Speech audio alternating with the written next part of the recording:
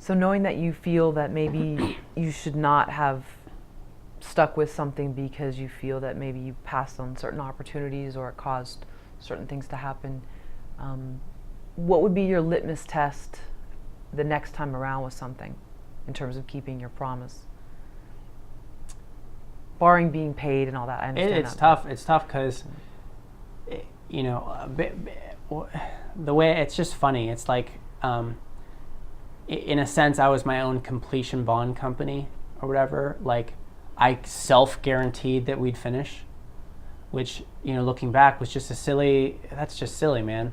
Like, it's one thing to work on a project and to be paid to work on it, or to have a passion project and try your best.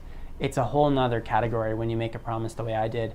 And it was rough. It was really, really rough. And like, looking back, like, I don't think I'd do that again. I don't think that I would make a personal promise on something the way I did.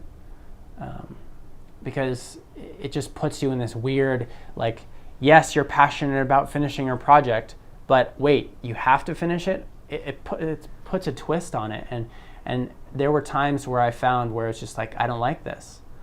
I don't enjoy, you know, sitting for 15 hours a day and editing.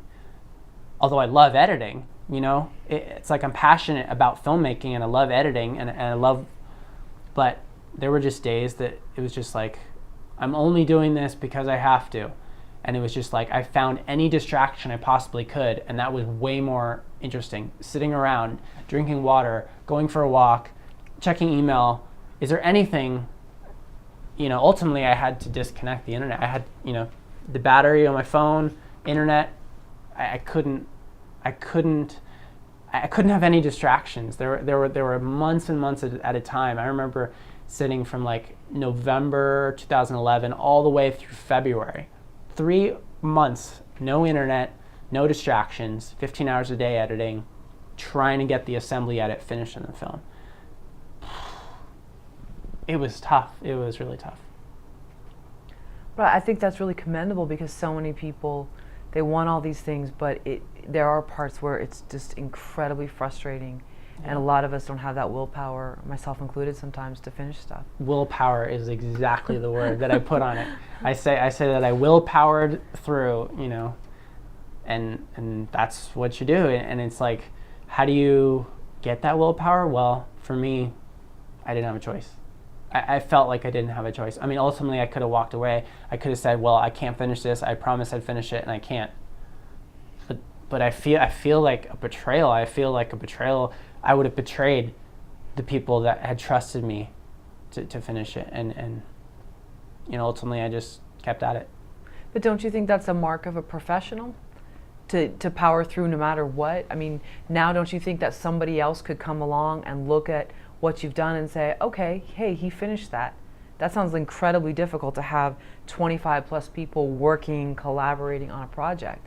I don't think I could do that. All right, well, if anyone's calling, you know, here's my calling card. I did it. It's done. Here's amazing. This crazy documentary, and I feel like I'm just a drop in a bucket. You know, there's just so many people out there and so many projects, and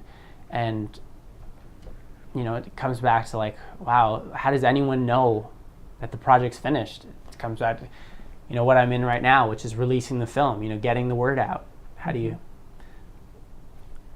make sure that people even know that the project's there? So.